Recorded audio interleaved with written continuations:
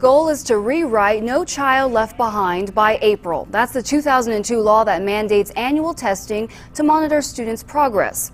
As the Republican-led Congress prepares to do this, President Obama supports reworking the legislation, but believes more funding is needed. But first, he wants to seek the input of El Paso ISD Superintendent Juan Cabrera.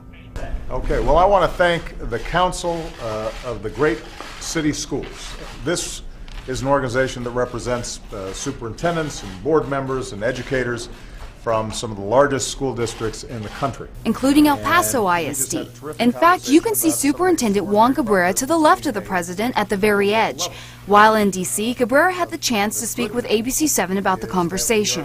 One example of what could happen when testing is the only measure, not only did it partially cause the scandal, but it also just doesn't make learning fun for kids and doesn't make it fun for teachers. While Cabrera said the hour-long meeting between the Obama administration, 8 superintendents and 3 board members was intended to gauge what they felt worked under No Child Left Behind, Cabrera made clear that getting rid of the overwhelming amount of testing has got to be the goal as Congress rewrites the law. We want accountability. I'm not saying we don't need accountability. I understand that Republicans will never let us not have that.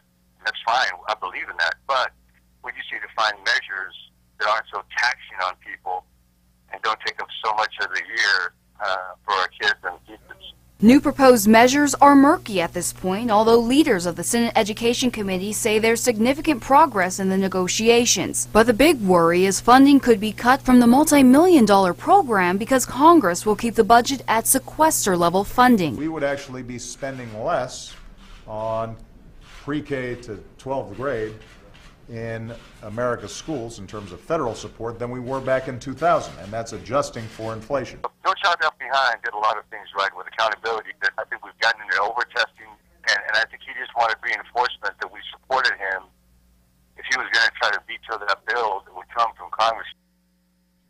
And Cabrera says he will most likely be called to share his concerns before Congress in the coming weeks. Now to those new safety concerns from construction workers at Fort Bliss. One man was already killed while working on the new William Beaumont Hospital. Now others worry for their own safety. This construction worker didn't want his identity revealed, fearing he could lose his job for speaking out. He showed us these pictures, which he says show construction workers back at the Beaumont site working